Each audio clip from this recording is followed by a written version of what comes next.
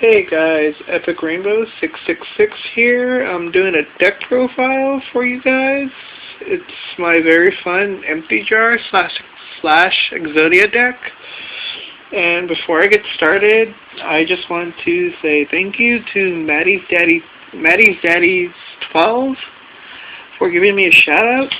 And I just want y'all to know that I will be doing more deck profiles and possibly starting up contests,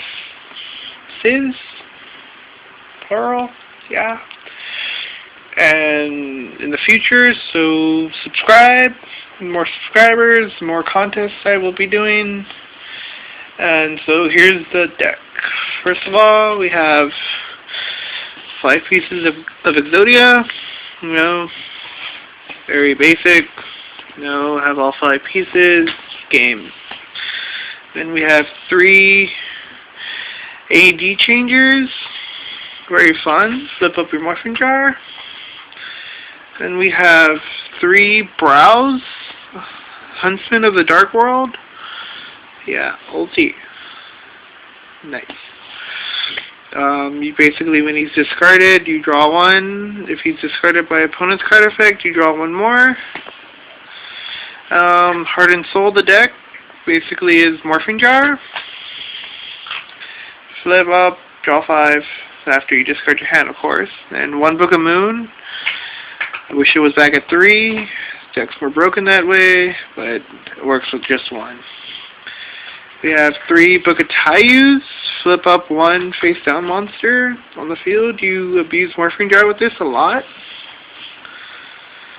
Then 3 Book of Eclipses.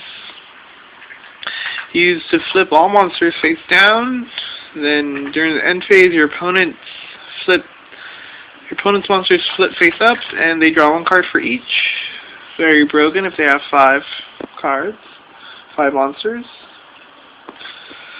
1 Burial. You send back your A&D changers and your Exodia pieces to the grave if they get removed. 1 Monster Reborn. And a Foolish Burial. I like to combo with this by Foolishing first, and do my morphing jar, then Monster Reborning my morphing jar, then using one of my either Book of Eclipse or Book of Moons on it, and then set off from there.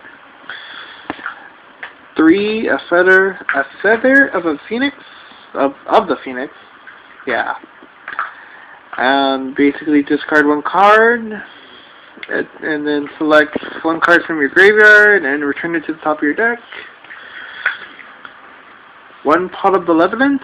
You send back 2 cards from either player's graveyard and shuffle them back into the deck, and this card gets removed. 1 Pot of Avarice. You use this to, after you